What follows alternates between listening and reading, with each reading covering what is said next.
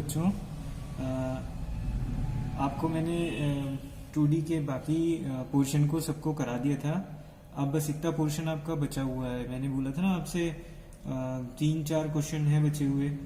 तो mainly 2 question हैं। पहले आपके एक ऑक्सिलरी सर्किल है ऑफ कोनिक और एक आपका director circle of the conic. तो ये 2 क्वेश्चन इंपॉर्टेंट हैं और एक बाकी फिर 2 क्वेश्चन और बचते हैं, वो भी अच्छे क्वेश्चन हैं, आए हुए भी हैं पहले, तो वो भी मैं आपको करा दूंगा। ठीक है, तो पहले हम देखते हैं ऑक्सिलरी सर्किल वाला क्वेश्चन।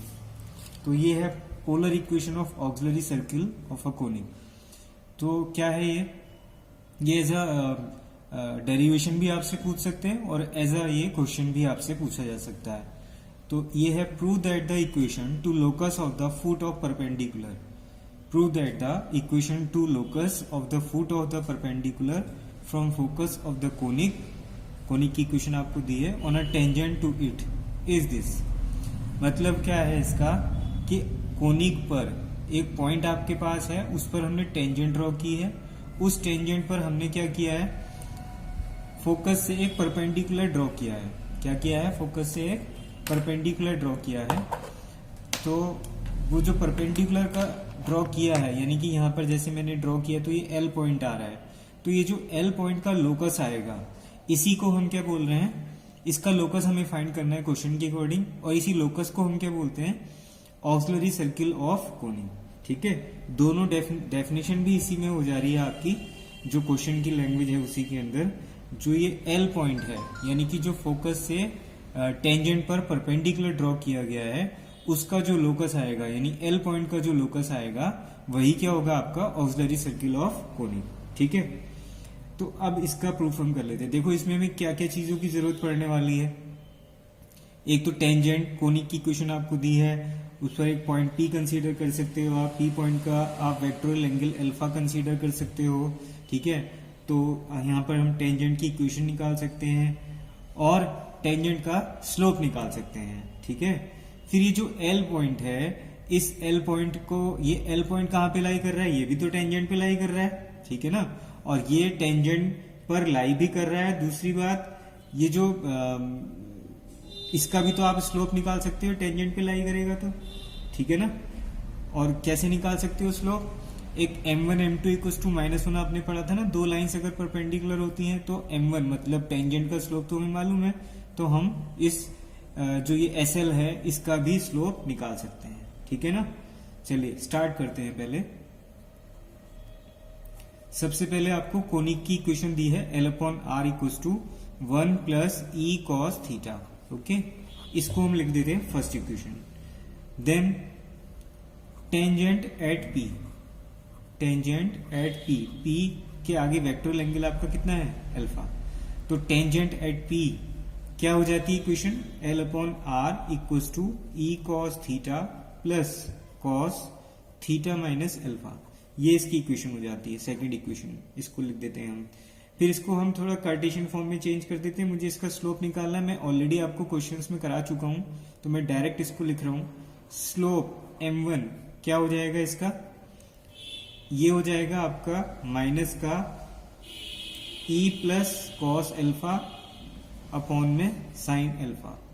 ये मैं आगे क्वेश्चन में भी करवा चुका हूं, तो मैं इसलिए इसको डायरेक्टली इस स्टेप को लिख रहा हूं। ठीक है ना, उसके बाद ये जो L पॉइंट है, अब इसके कुछ कोऑर्डिनेट हम कंसीडर कर लेते हैं। मैं इसके कोऑर्डिनेट कंसीडर कर लेता हूं r1, θ1। ठीक है, let coordinates of L, coordinates of L are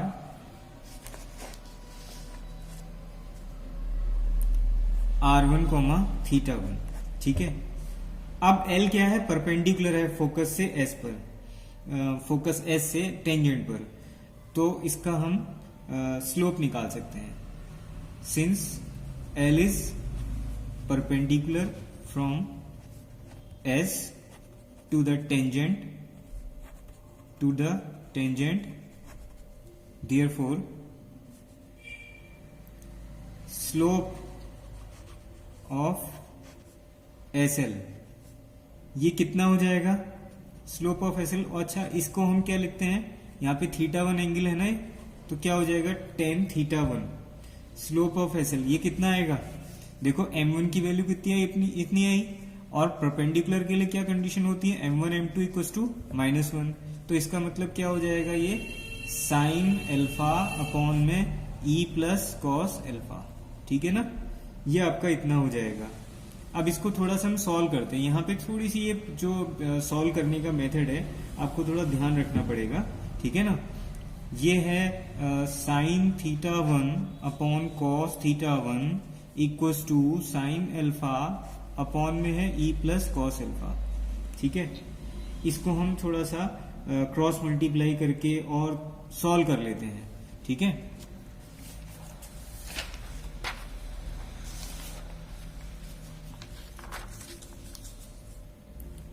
मैंने अभी लिखा था साइन θ1 अपॉन कॉस θ1, ठीक है। मैं फिर से यहाँ पे लिख देता हूं sine θ1 upon cos θ1 equals to sine alpha upon में है e प्लस कॉस अल्फा। अब इसे आप क्रॉस मल्टीप्लाई कर लें तो ये आपका ऐसा बन जाएगा साइन θ1 और ये हो जाएगा e प्लस कॉस अल्फा, ये हो जाएगा आपका साइन अल्फा कॉस θ1 और मल्टीप्लाई करेंगे तो e साइन θ1, बाकी इससे मल्टीप्लाई होकर जो आएगा मैं उस साइड में ले जाता हूं, तो ये हो जाएगा यहाँ पर साइन अल्फा कॉस θ1 माइनस का साइन θ1 और कॉस अल्फा। ये कोई फॉर्मूला बन रहा है आपका, बन रहा है ना फॉर्मूला, ये बन रहा है आपका sine alpha minus θ1, e sine θ1 यहाँ पर हमारे पास इतना आया था। तो e साइन θ1 इक्वल्स टू एक ये रिजल्ट हमें मिल गया। इसको हम लिख देते हैं, हमने अभी तक लिखी है इक्वेशन नंबर 1 और 2, मैं इसको लिख देता हूं इक्वेशन नंबर 3, ठीक है। तो ये आपकी हो गई इक्वेशन नंबर 3। अब और देखते हैं आगे। ऑल्सो कैपिटल एल, मैंने स्टार्टिंग में ही आपको बताया था कि जो कैपिटल एल वाला पॉइंट है ये टेंजेंट पर भी लाई कर रहा है, तो ये टेंजेंट की इक्वेशन को सेटिस्फाई करेगा, ठीक है ना। टेंजेंट की इक्वेशन को सेटिस्फाई करेगा तो वहां से हम उसको और थोड़ा सिंप्लीफाई करेंगे। L r1 θ1 lies on tangent to, therefore क्या हो जाएगा, अगर इस पे लाई करेगा तो इसके कोऑर्डिनेट उस इक्वेशन को सेटिस्फाई करेंगे, मतलब L upon r1 equals to हो जाएगा e cos θ1 plus cos θ1 minus alpha, ठीक है ना। अब इसको मैं और सॉल्व करता हूं तो ये हो रहा है L upon r1 minus e cos θ1, ठीक है, ये आएगा इक्वल्स टू हो रहा है cos θ1 माइनस अल्फा। ये जो cos θ1 माइनस अल्फा है, मैं यहाँ पर ये साइन अल्फा माइनस θ1 भी आ रहा था, इस वैल्यू का यूज करता हूँ क्योंकि पूरी उसके बाद फिर पूरी इक्वेशन आपकी θ1 r1 के टर्म में मिल जाएगी ना हमको, तो हम इसका यूज करना चाह रहे हैं। तो देखो यहाँ पर cos मैं अगर स्क्वायरिंग कर दूं तो मेरे लिए इजी हो जाएगा, तो L upon r1 minus e cos θ1 का होल स्क्वायर, ये बन रहा है आपका cos स्क्वायर θ1 माइनस अल्फा। वो आप जानते ही हो कि cos माइनस थीटा, मतलब मैं यहाँ से इसको θ1 माइनस अल्फा लिखा है, मैं अल्फा माइनस θ1 लिख दूं, स्क्वायर भी है वैसे भी cos में, तो कोई फर्क नहीं पड़ेगा। तो मैं इसको लिख देता हूँ cos square alpha minus θ1, okay.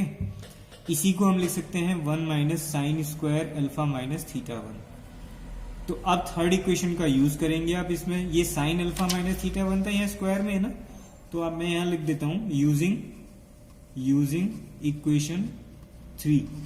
Using equation 3 क्या हो जाएगा, L upon r1 minus e cos θ1 इस पूरे का होल स्क्वायर, यहाँ पे है 1 माइनस क्या हो जाएगा e स्क्वायर साइन स्क्वायर θ1, ये हो जाएगा 1 minus e square sine square θ1, ठीक है ना। अब यहाँ पे आप होल स्क्वायर ओपन कर सकते हैं, इसको और सॉल्व कर सकते हैं, यानी कि सॉल्व करके होल स्क्वायर ओपन करके जो फाइनल इक्वेशन आएगी उसको मैं लिख देता हूं, जो आपके रिजल्ट में पूछा भी आपसे। ये मिलेगा आपको L square minus 2LER1 cos θ1 plus r1 square e square minus 1 equals to 0, ऐसा रिजल्ट ही मिलेगा। ये जो रिजल्ट आ रहा है वो r1 और θ1 के टर्म में आ रहा है ना, निकालना किसका लोकस है आपको, एल पॉइंट का, एल के कोऑर्डिनेट क्या है, r1 कोमा थीटा 1, तो इसका मतलब जिसके कोऑर्डिनेट, जिसका लोकस निकालना होता है उसके कोऑर्डिनेट के टर्म में इक्वेशन निकाली जाती है। देन फाइनली हम क्या बोल देते हैं, therefore locus of L is, locus of L is क्या हो जाएगा final, L square minus 2LER cos theta plus R square और E square minus 1 equals to 0। And this is the required equation of, किसकी इक्वेशन है ये, this is the required equation of auxiliary circle of conic. This is the required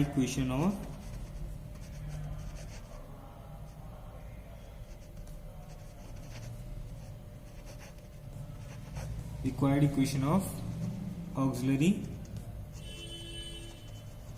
circle of conic.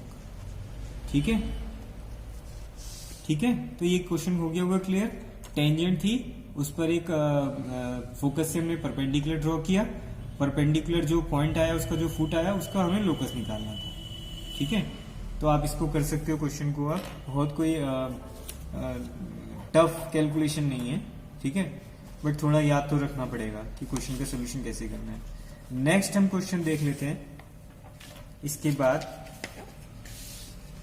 Director circle का question.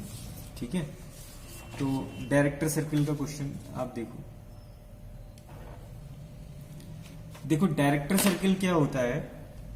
Director circle का मतलब होता है the director circle of a conic is the locus of the point of intersection of perpendicular tangents to the conic. मतलब director circle क्या होगा, locus of the point of intersection of perpendicular tangents. जैसे मेरे पास दो point है, P point है और Q point है, तो पी पॉइंट और क्यू पॉइंट का जो हमने यहाँ पर टेंजेंट्स ड्रॉ की हैं, पी पॉइंट पर और क्यू पॉइंट पर हमने टेंजेंट ड्रॉ की है ना, फिगर में दिख रहा होगा आपको। ये टेंजेंट किस के पॉइंट पर मिल रही है। ठीक है, और ये दोनों टेंजेंट्स कैसी हैं, दोनों परपेंडिकुलर हैं। मतलब ये के पॉइंट पर जो एंगल बनेगा वो आपका 90 डिग्री का होगा। ये हमें ऑलरेडी अब गिवन है। एक क्वेश्चन हमने ऐसा भी किया था जिसमें इस चीज को हमने प्रूव किया था। ठीक है ना, तो यहाँ पे प्रूफ नहीं करना है, यहाँ इसको हम लेकर के चल रहे हैं। तो ये जो के पॉइंट का लोकस आएगा यही क्या होगा, डायरेक्टर सर्किल ऑफ कोनिक। ठीक है, ऊपर क्वेश्चन की फॉर्म में भी लिखा है, prove that the equation of the director circle of the conic L/R equals to 1 plus E cos theta is this. ठीक है ना, तो अब इस क्वेश्चन के हिसाब से हम चलते हैं। चलिए स्टार्ट करते हैं। सबसे पहले आपको कोनिक की इक्वेशन दे रखी है, L/R equals to 1 plus E cos theta. तो मैं इसको तो लिख देता हूं इक्वेशन नंबर 1। ठीक है ना, उसके बाद अब मैंने एक लिया P पॉइंट, इसका वेक्टोरियल एंगल आप अल्फा कंसीडर कर सकते हो। Q पॉइंट लिया, इसका वेक्टोरियल एंगल आप बीटा कंसीडर कर सकते हो। पहले से हम हर क्वेश्चन में ऐसा ही करते हुए आ रहे हैं, यहां भी यही करते हैं। ठीक है ना, तो P पर टेंजेंट की इक्वेशन आप फाइंड कर सकते हो, Q पर आप टेंजेंट की इक्वेशन फाइंड कर सकते हो। तो पहले हम ये करते हैं, टेंजेंट एट P क्या हो जाएगी equation, L/R equals to E cos theta plus cos theta minus alpha. तो ये हो जाएगी आपकी सेकंड इक्वेशन। फिर टेंजेंट एट Q, इस Q पॉइंट पर हम टेंजेंट फाइंड करेंगे। तो ये हो जाएगी L/R equals to E cos theta plus cos theta minus beta. ठीक है, ये आपकी इक्वेशन हो जाएगी। अब इन दोनों को सॉल्व करके हम, जैसे ये के पॉइंट है ना, ये के पॉइंट जो है वो इस पहले वाली पी की टेंजेंट पर भी है और क्यू पर जो टेंजेंट है उस पर भी है। तो ये मतलब ये अगर मैं इसके कुछ कोऑर्डिनेट कंसीडर करूं तो ये दोनों पर लाई कर रहा है। ठीक है ना, तो अल्फा और बीटा दोनों के टर्म में इसका जो वेक्टोरियल एंगल होगा उसको हम फाइंड कर सकते हैं। ये मैंने फिगर ऐसी बनाई है, जरूरी नहीं कि फिगर ऐसा ही हो। मतलब अगर मैं यहाँ पर ये इसको मिला देता हूँ ऐसे को, और आप जानते हो इसको मिलाऊंगा तो ये अल्फा एंगल आप कितना बनेगा और ये बीटा एंगल कितना बनेगा। तो मेरा मतलब ये है कि ये आपका अल्फा एंगल होगा यहाँ से यहाँ तक, ये बीटा एंगल होगा और थीटा एंगल कितना होगा, ये वाला। तो थीटा अल्फा बीटा में रिलेशन हमें निकालना जरूरी है, ठीक है ना। वो इस फिगर में मैंने फिगर ऐसी बना दी है, मुझे कंफर्म नहीं है कि फिगर ऐसे ही बनेगी, बस एक टेंजेंट्स बनाई है। और ये आपको देखो फिगर में मैंने समझा रखा है कि 90 जरूरी नहीं कि ऐसा बन रहा हो मेरी फिगर की अकॉर्डिंग, ठीक है ना। तो वो कैलकुलेशन से हम देखेंगे क्या फिगर कितना रिलेशन आएगा। Now solving equation 1 and 2 by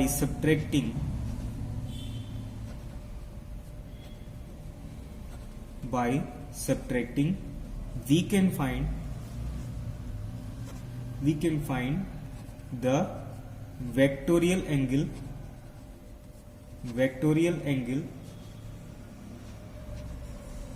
of k का मतलब पॉइंट ऑफ इंटरसेक्शन, ठीक है। तो क्या हो जाएगा बताओ आप, इसमें क्या था देखो, L upon R cos theta दोनों में सेम है, इसमें cos थीटा माइनस एल्फा है, यहाँ पे cos थीटा माइनस बीटा, ऐसा मैंने पहले भी आपको पोलर में भी कराया था ना। तो cos theta minus alpha equals to क्या हो जाएगा, cos थीटा माइनस बीटा हो जाएगा। यहां से आपको ये भी बोला था कि थीटा माइनस एल्फा और थीटा माइनस बीटा को अगर मैं डायरेक्टली ऐसा लिख दूं कि ये इक्वल हो जाए, तो ऐसा जरूरी नहीं ना। आप कॉस में जानते हो जनरलाइज रिजल्ट भी होता है, और वैसे भी यहाँ पर अगर मैं ऐसा कर देता हूं तो थीटा थीटा कैंसिल हो गया, अल्फा और बीटा इक्वल हो जाएंगे, यानी सेम पॉइंट हो जाएंगे। तो वो तो है नहीं, यहाँ पर तो दोनों डिफरेंट पॉइंट दिए हुए हैं। तो इसका मतलब इस cos minus theta equals to, आप जानते हो कई बार हमने यूज कर लिया, इक्वल्स टू कॉस थीटा होता है, इसीलिए इसको हम ऐसा भी लिख सकते हैं, ठीक है ना। और यहाँ पे आप ये भी लिख दोगे alpha not equals to beta, ये भी इसका रीजन हो जाएगा, ठीक है ना। अब इसको मैं सॉल्व करूंगा तो यहां से मुझे क्या मिलेगा, theta equals to alpha plus beta upon 2, ये मुझे रिजल्ट मिलेगा, theta equals to alpha plus beta upon 2, ठीक है। तो मेरे पास 3 इक्वेशन आई थी, इसको मैं इक्वेशन नंबर 4 लिख देता हूं, ओके। अब ये जो आपकी थीटा की वैल्यू आई है, इस थीटा की वैल्यू को मैं रख देता हूं इन इक्वेशन 2, जो आपकी टेंजेंट एट पी आई है, उस इक्वेशन में इसको हम पुट कर लेते हैं, ठीक है ना। उसमें पुट कर लेते हैं और फिर आपका जो पहली वाली टेंजेंट है उसका स्लोप निकाल सकते हैं, दूसरी वाली टेंजेंट का स्लोप निकाल सकते हैं, दोनों टेंजेंट्स आपकी परपेंडिकुलर है उसका हम इसमें यूज कर सकते हैं, ठीक है। इतना सब कुछ हमें अब यहाँ पर करना है। देखो आपको लग रहा होगा ना कि इसमें कुछ चीजें मैंने ये निकाली है, फिर मैं कह रहा हूँ इसको यहाँ रख देते हैं, ऐसा कर देते हैं। वो कुछ रिजल्ट ऐसे होते हैं ना जो क्वेश्चन में बाद में उनका यूज हो जाता है, तो वो यूज होगा उस रिजल्ट का। देखिए थीटा तक निकला, उसके आगे देखो, substitute this value of theta into 2 मतलब टेंजेंट एट पी, क्योंकि थीटा यानी के, थीटा किसका है, यहां पर मैंने जो थीटा निकाला है वो के का वेक्टोरियल एंगल सपोज करते हुए निकाला है ना। तो ये इस टेंजेंट पर लाई कर रहा है, मतलब यहां पे भी इसको हम पुट कर सकते हैं। तो क्या हो जाएगा यहां से, L upon R equals to E cos theta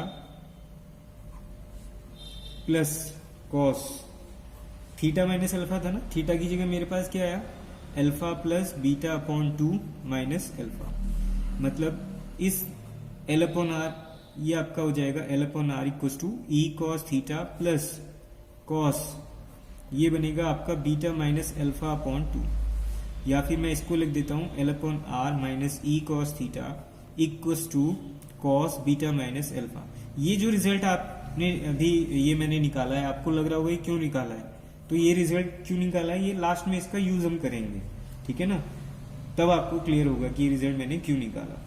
चलिए अब मैंने बोला आपसे कि दोनों टेंजेंट परपेंडिकुलर हैं, तो slope of tangent at P मैं आपको ऑलरेडी क्वेश्चंस में करा चुका हूं, तो मैं अब इसको डायरेक्ट लिख रहा हूं, slope of tangent at P, और इसको मैं m1 से डिनोट कर रहा हूं। तो आप ऑलरेडी जानते हो कि ये रिजल्ट कितना आएगा, minus E plus cos alpha, previous questions में आप उसको देखना, अपॉन में आएगा आपका sine alpha. Similarly slope of tangent at Q m2 ये आएगा आपका minus E plus cos beta upon में हो जाएगा साइन बीटा। और दोनों टेंजेंट कैसी हैं? Perpendicular. Since both tangents are perpendicular, therefore क्या हो जाएगा? m1 m2 इक्वल्स टू -1 हो जाएगा।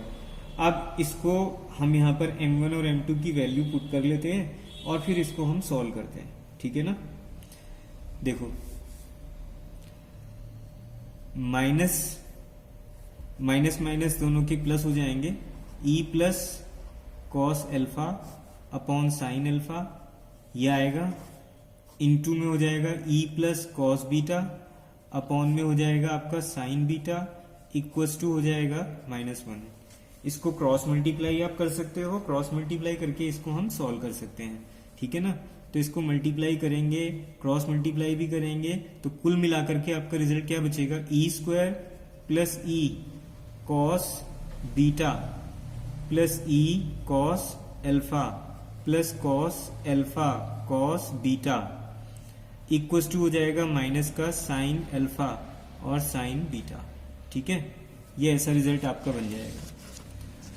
फिर इसको और सॉल्व करते हैं, तो ई स्क्वायर प्लस ई देखो कॉमन आ रहा है ना, तो cos beta plus cos alpha ये आपका बन रहा है, और माइनस वाले को इधर ले आएंगे तो कॉस एल्फा कॉस बीटा और प्लस का हो जाएगा साइन एल्फा और sine beta equals to 0 plus E. अब ये फॉर्मूला बन रहा है यहाँ पर cos C plus cos D का, तो वो फॉर्मूला हम यूज कर लेते हैं। तो ये आएगा 2 cos alpha plus beta by 2 और ये हो जाएगा cos alpha minus beta by 2, और ये बन रहा है किसका formula? Cos A cos B plus sine A sine B, ऐसी तो होता है फॉर्मूला। किसका होता है? Cos alpha minus beta equals to 0। अब देखो यहाँ पर जो हमने पहले रिजल्ट निकाला हुआ है उसका हम देखो बीटा माइनस अल्फा बाई 2 हमारे पास है cos beta minus alpha. Cos में तो मैं आपको पहले बता चुका हूँ, चाहे मैं बीटा माइनस अल्फा बोलूं या अल्फा माइनस बीटा, क्योंकि वो cos minus theta equals to cos theta होता है, इसलिए आप उसको सेम यूज कर सकते हो। और अल्फा प्लस बीटा बाई 2 कितना आया था हमारा? थीटा के इक्वल आया था ना, तो वो भी रिजल्ट यूज हो जाएगा। बट प्रॉब्लम करेगा अभी ये वाला, ये अल्फा माइनस बीटा है, तो हमें इसमें भी अल्फा माइनस बीटा बाई 2 हो जाए तो हम यहाँ पर डायरेक्टली वैल्यू पुट कर सकते हैं। तो इसको सिंप्लीफाई कर लेते हैं। फॉर्मूला आपने पढ़ रखा है ना कॉस 2 थीटा का, 2 कॉस स्क्वायर थीटा -1 होता है, तो हम उसका यूज कर लेते हैं। ये हो जाएगा अल्फा प्लस बीटा बाई 2 और ये हो जाएगा cos alpha minus beta by 2, ये हो जाएगा आपका 2 cos square alpha minus beta by 2 -1 equal पर। इस इक्वेशन में आपने क्या करना है, ये हो गई इक्वेशन नंबर 6, मैं इसको लिख देता हूं। इस इक्वेशन में आपने इक्वेशन नंबर 4 से, आप देखना पहले वाले में, इक्वेशन नंबर 4 से हम पुट करेंगे थीटा की value alpha plus beta by 2, और इक्वेशन नंबर 5 से पुट करेंगे ये cos minus beta minus alpha by 2 की वैल्यू, ठीक है ना। Now from equation 4, 5 put values in 6, ठीक है। इसमें हम वैल्यू पुट कर देते हैं, तो क्या रिजल्ट ये बचेगा? ये आपके पास रिजल्ट बचेगा ई स्क्वायर प्लस 2e, और देखो वहां पे क्या था, cos alpha plus beta by 2, alpha plus beta by 2 मेरे पास क्या है? थीटा, ठीक है ना। और बीटा माइनस अल्फा बाई 2 या अल्फा माइनस बीटा बाई 2 ये कितना है? L/R minus E cos theta. तो अब मेरे पास रिजल्ट बचेगा 2e कॉस थीटा, ये आ जाएगा, और हो जाएगा इसकी जगह पर L/R minus E cos theta, L/R minus E cos theta, ठीक है। प्लस फिर और क्या है, इसका ये 2 कॉस स्क्वायर करके है, तो यहां पे हो जाएगा plus 2 L/R minus E cos theta का होल स्क्वायर -1 इक्वल टू 0, ऐसा बन जाएगा, ठीक है ना।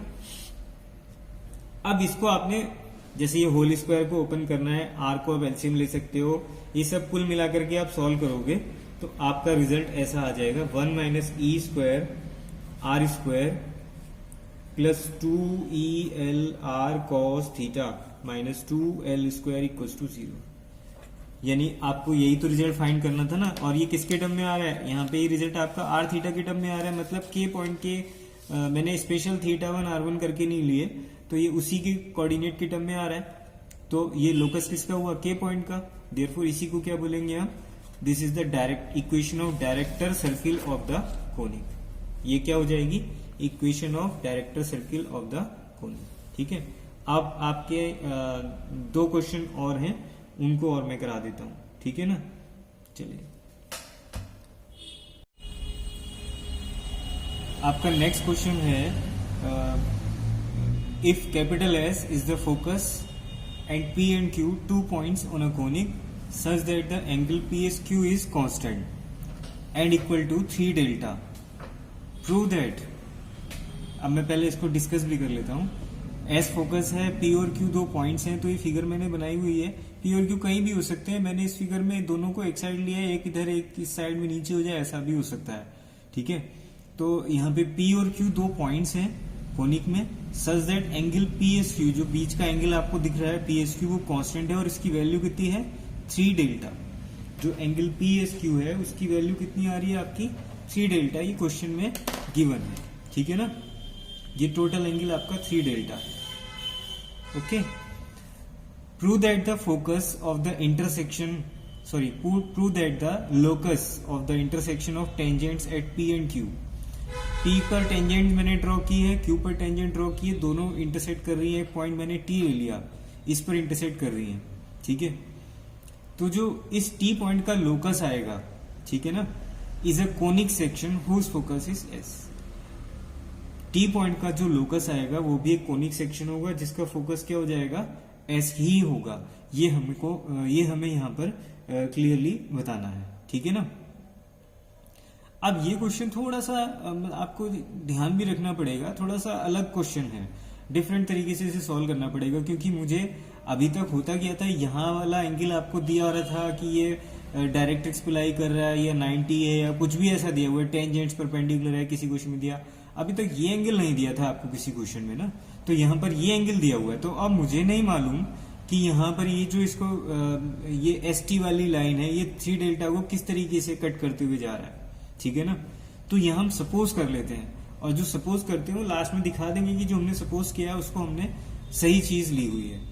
तो यहाँ पर हम वेक्टोरियल एंगल, ये मैं आपको लिख के तो अलग से बताऊंगा, लेकिन समझा पहले दे रहा हूं। यहाँ पर हम ऐसा मान लेते हैं कि जो एस टी वाली लाइन है इस पी एस क्यू एंगल को बाइसेक्ट कर रही है। ठीक है ना, मतलब इसका वेक्टोरियल एंगल अगर अल्फा होगा, मतलब अल्फा का मतलब क्या हो जाएगा, ये पूरा ही तो हुआ अल्फा यहाँ से यहाँ तक, और ये मैंने बोला आपसे कि ये वाली लाइन एंगल 3 डेल्टा को बाइसेक्ट कर रही है, तो ये 3 डेल्टा बाई 2 हुआ और ये भी 3 डेल्टा बाई 2 हुआ। मतलब P का जो वेक्टोरियल एंगल होगा वो कितना हो जाएगा, ये पूरा है अल्फा, ये है 3 डेल्टा बाई 2, तो अल्फा में से 3 डेल्टा बाई 2 माइनस करेंगे तभी तो आएगा ना इतना। तो मैं यहाँ पर सपोज करूंगा, मैंने आपको समझा तो दिया है, उस चीज को मैं दिखाऊंगा भी प्रूव करके, लेकिन स्टार्टिंग यहाँ पर हम इसको सपोज करते हुए लिखेंगे। तो जो P का वेक्टोरियल एंगल मैं कंसीडर कर लूंगा अल्फा माइनस 3 डेल्टा बाई 2, और जो Q पॉइंट है ऐसी, ये आपका कितना है अल्फा, ये कितना है 3 डेल्टा बाई 2, तो दोनों को ऐड करके Q का हम कितना सपोज कर लेंगे अल्फा प्लस 3 डेल्टा बाई 2, और दिखा भी देंगे इसको कि इन दोनों को सॉल्व करके, क्योंकि बीच का एंगल क्या होता है, इनका डिफरेंस ही तो होता है, वो आपका अल्फा के इक्वल आ भी रहा है। ठीक है ना, तो पहले से हमने लिया इसी तरीके से कि वो T का वेक्टोरियल एंगल अल्फा है, लेकिन उसको हम शो भी कर देंगे। ठीक है, चलिए स्टार्ट करते हैं। तो सबसे पहले कोनिक की equation L upon R equals to 1 पर प्लस E cos थीटा, हमने ये कंसीडर कर लिया। फिर हम यहाँ पे ले लेते हैं लेट, मैंने आपसे पहले बोला यहाँ पे हम इसको पहले से सपोज करते हुए लिखेंगे, let alpha minus 3 delta by 2 and alpha plus 3 delta by 2 be the vectorial angle of the point P and Q, vectorial angles of the point P and Q so that अब आप देखो P S Q को आप देख सकते हो, check कर सकते हो भाई, ये अल्फा प्लस 3 डेल्टा बाई 2 मतलब ये पूरा ही तो हुआ यहां से यहां तक अल्फा प्लस 3 डेल्टा बाई 2, ये आपका अल्फा माइनस 3 डेल्टा बाई 2, तो बीच का एंगल आप फाइंड कर सकते हो। तो इसको हम शो कर देते हैं कि ये 3 डेल्टा आ रहा है, तो ये क्या होगा अल्फा प्लस 3 डेल्टा बाई 2, तो और माइनस क्या हो जाएगा alpha minus 3 delta by 2। Solve करके आपको क्या मिलेगा ये 3 डेल्टा। क्लियर हो गया ना, पहले से ही मैंने इस तरीके से लिया है ना, तो वो तो खाली चीज मैं यहाँ पे शो कर रहा हूं बस, ठीक है। अब यहां पर हम लेते हैं फिर P का वेक्टोरल एंगल मेरे पास है, Q का वेक्टोरल एंगल मेरे पास है, तो मैं दोनों पर टेंजेंट फाइंड कर सकता हूं। नाउ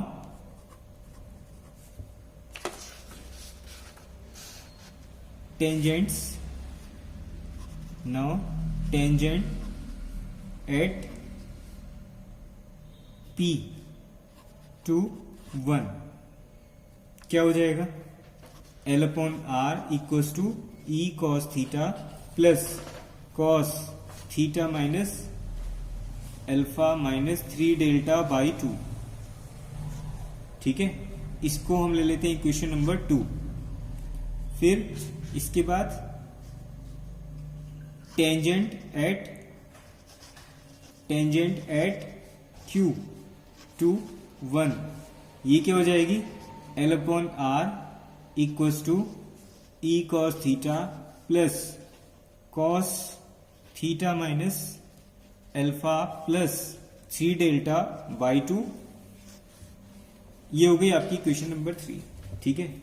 आप देखो जो T पॉइंट था यहाँ पर, ये जो T पॉइंट है, एक क्वेश्चन मैंने आपको पहले भी कराया, ये T पॉइंट क्या है, ये दोनों टेंजेंट पे लाई कर रहा है ना, तो दोनों टेंजेंट की इक्वेशन को सॉल्व करके जो एंगल आपको मिलेगा, ठीक है, वो एंगल किसके लिए हो जाएगा, वो T के लिए हो जाएगा, ठीक है ना। तो उसको हम फाइंड कर सकते हैं, मतलब ये तो आप कंफ्यूज मत हो ना, मैंने अल्फा पहले से लिख दिया है, ये तो मैंने आपको खाली समझाने के लिए लिखा, लेकिन इसको हम यहां पर निकाल रहे हैं, ठीक है। T का वेक्टोरल एंगल कितना आएगा, तो बाय सॉल्विंग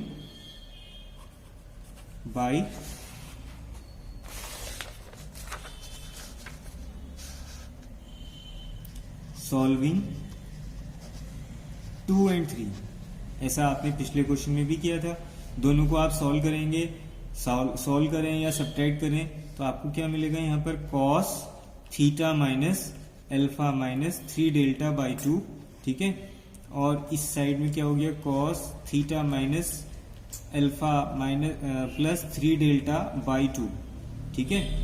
और ये फिर मैंने आपको जैसे पहले ही बताया क्या होगा, यहाँ पर क्या है theta minus alpha minus 3 delta by 2 है, और वहां पर क्या होगा माइनस लगाना पड़ेगा ना आगे से, theta minus alpha plus 3 delta by 2, ये ऐसा हो जाएगा। सॉल्व करके आपको पूरे को क्या मिलेगा यहाँ से theta equals to alpha. Theta क्या, मैंने क्या बोला, दोनों पर कॉमन पॉइंट T है, तो T का वेक्टोरल एंगल हुआ ना यहाँ पर थीटा, क्योंकि मैं दोनों को सॉल्व कर रहा हूँ टेंजेंट की इक्वेशन को, तो उससे T का वेक्टोरल एंगल मिलेगा, और वो किसकी इक्वल मिलेगा, किसकी इक्वल आ गया अल्फा की, यही तो था, वो तो मैंने आपको पहले से ही समझाया था, ठीक है ना। तो उसी हिसाब से हम कंसीडर करते हुए चल रहे हैं। Now substituting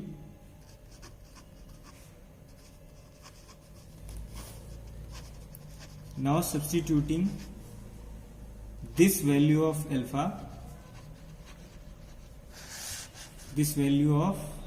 alpha, in second equation में इसको पुट कर लेते हैं into the required equation,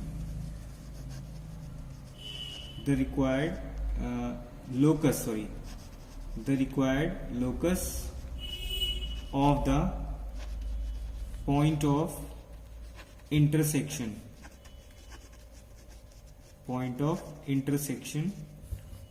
of 2 and 3। 2 and 3 से मतलब tangent at P and Q, क्या हो जाएगा L upon R equals to E cos theta plus cos, आप रख के देख सकते हो, सेकेंड इक्वेशन ये थी ना, तो क्या हो जाएगा 3 डेल्टा बाई 2। समझ में आया, क्योंकि ये क्वेश्चन आर थीटा के टर्म में आ रही है, इसमें डेल्टा भी आ रहा है, और ये किस, तो टी पॉइंट के लिए तो हुआ है, ठीक है ना। तो ये आपके पास क्या हो जाएगा, इसी को मैं अगर और सॉल्व कर दूं तो L upon are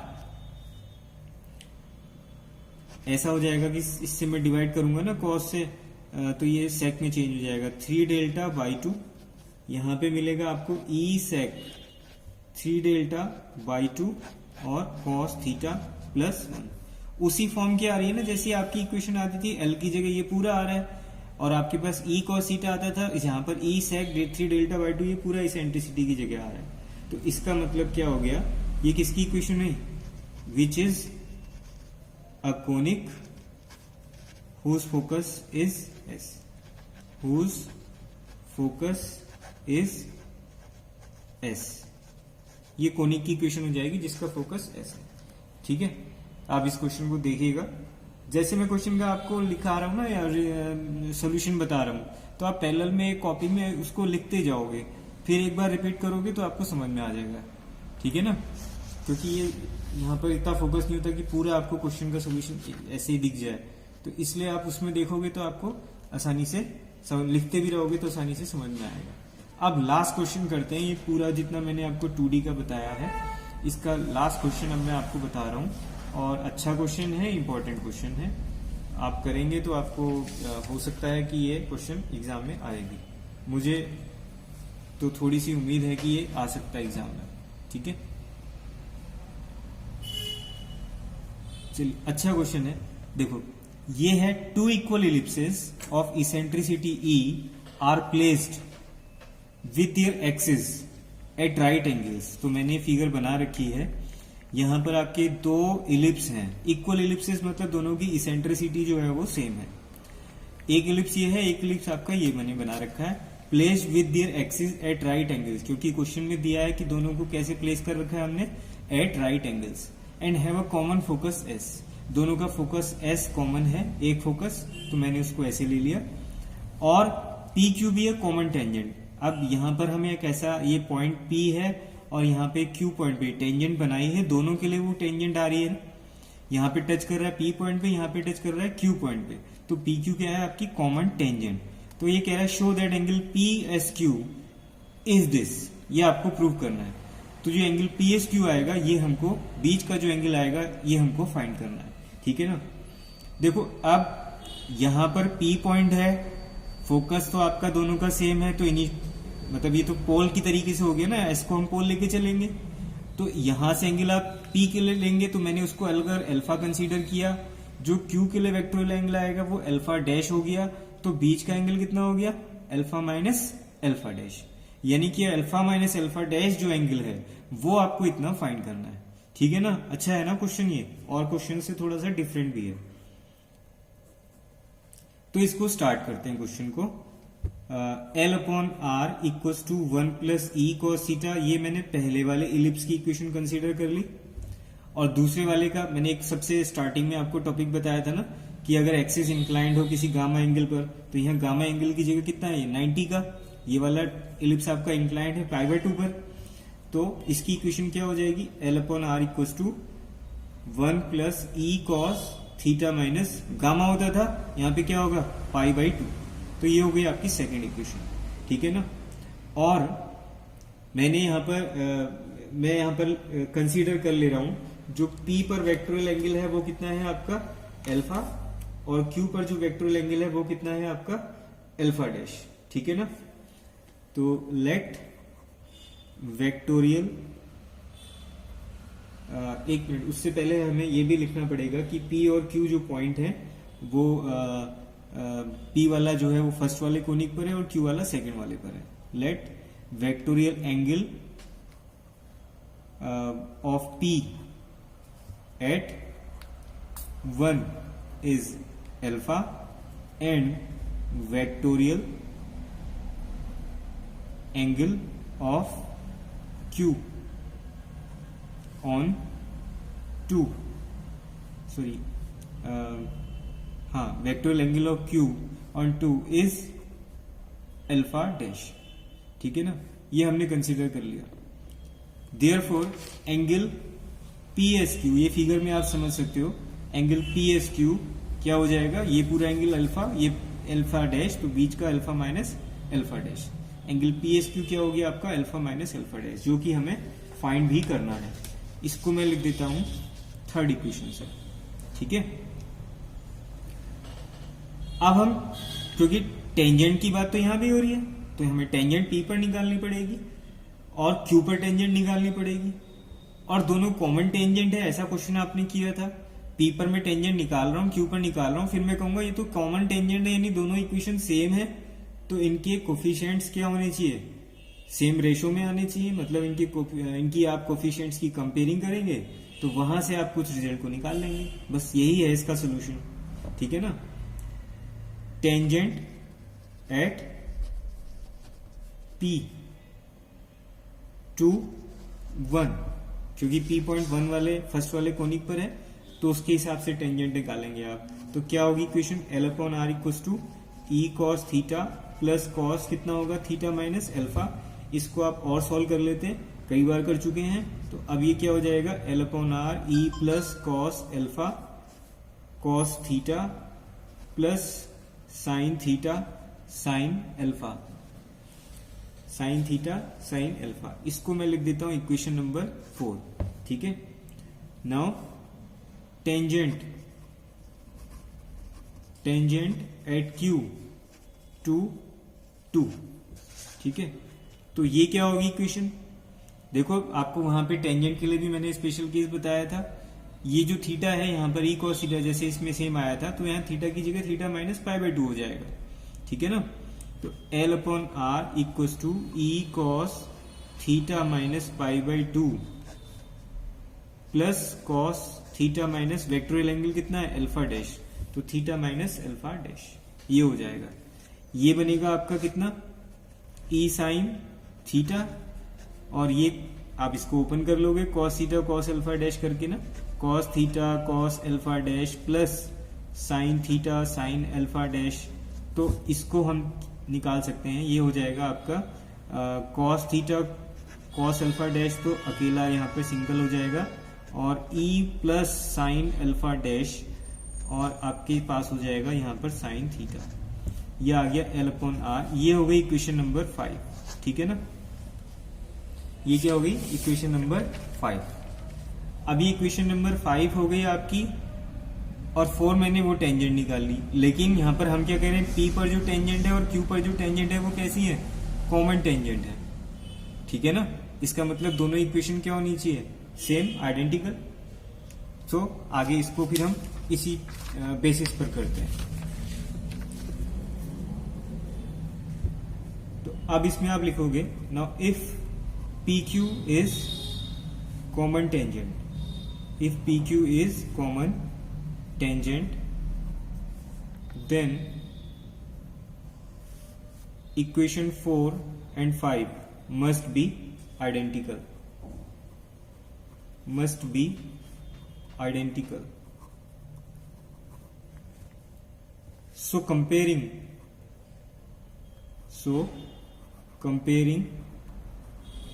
equation 4 and 5, ठीक है। देखो फोर्थ इक्वेशन में L अपॉन, ये मैं आपको दिखा रहा हूँ, फोर्थ इक्वेशन में L अपॉन R था, यहाँ भी L अपॉन R है। यहाँ पे cos थीटा का कोफिशिएंट ये है, यहाँ पर cos थीटा का कोफिशिएंट cos अल्फा डैश है, यहाँ पे sin थीटा का कोफिशिएंट sin अल्फा, यहाँ पे sin थीटा का coefficient E plus sin alpha dash. तो हमारे पास रिजल्ट क्या हो जाएगा, 1/1, और ये हो जाएगा E plus cos alpha upon में हो जाएगा cos अल्फा डैश। फिर इधर क्या हो जाएगा आपके पास, साइन अल्फा, और यहां हो जाएगा E plus sine alpha dash. अब आपने क्या करना है, फर्स्ट और सेकंड को इक्वल करना है एक बार, फिर फर्स्ट को और थर्ड को। तो वहां से आप देखो क्या रिजल्ट निकाल सकते हो। एक तो आपको ये मिलेगा E plus cos alpha equals to cos alpha dash मिलेगा। दूसरे वाले से क्या मिलेगा, E plus sine alpha dash equals to, ये मिलेगा आपको यहां से साइन अल्फा, ठीक है। यहां से आप E निकालोगे, यहां से आप E निकालोगे, तो E को अगर मैं एलिमिनेट, मुझे तो अल्टीमेटली रिजल्ट जो निकालना है वो अल्फा और अल्फा डैश में निकालना है ना, तो मैं एलिमिनेट कर देता हूं इन दोनों इक्वेशन से E को। तो अल्फा और अल्फा डैश में कुछ रिलेशन शायद मिल जाए। देखो एलिमिनेटिंग ई क्या हो जाएगा, cos alpha minus cos alpha dash equals to sine alpha dash minus sine alpha. ये आप चेक कर सकते हो यहां से। तो यहां कॉस, जैसे कॉस सी माइनस कॉस डी का फॉर्मूला होता था वो लगाएंगे, इधर साइन सी माइनस साइन डी का फॉर्मूला होता था उसका यूज करेंगे। तो फॉर्मूला अगर मैं यूज करूं तो क्या होता था, 2 sine C plus D by 2 होता था ना। तो यहाँ पे alpha plus alpha dash by 2 हो जाएगा, और ये cos alpha minus cos alpha dash का फॉर्मूला। तो यहाँ पे क्या हो जाता है, उल्टा बन जाता है ना, alpha dash minus alpha by 2। ऐसे यहाँ पे क्या होगा, ये हो जाता है 2 cos alpha plus alpha dash by 2, और ये हो जाएगा sine alpha dash minus alpha by 2। तो ये साइन साइन दोनों में सेम हो रहे हैं, तो ये कैंसिल होंगे, 2 आपका कैंसिल होगा। तो यानी कि इसको सॉल्व करके क्या बचेगा, tan साइन अपॉन कॉस कर देंगे ना, तो tan alpha plus alpha dash by 2 equals to 1 होगा। और tan में 1 वैल्यू किसकी होती है आपकी, पाई बाई 4 की। जनरल रिजल्ट नहीं लेना है मुझे, यहाँ पे पर्टिकुलर लेना है, इसलिए मैं पाई बाई 4 लिख रहा हूँ, वरना n pi plus pi by 4 करना होता।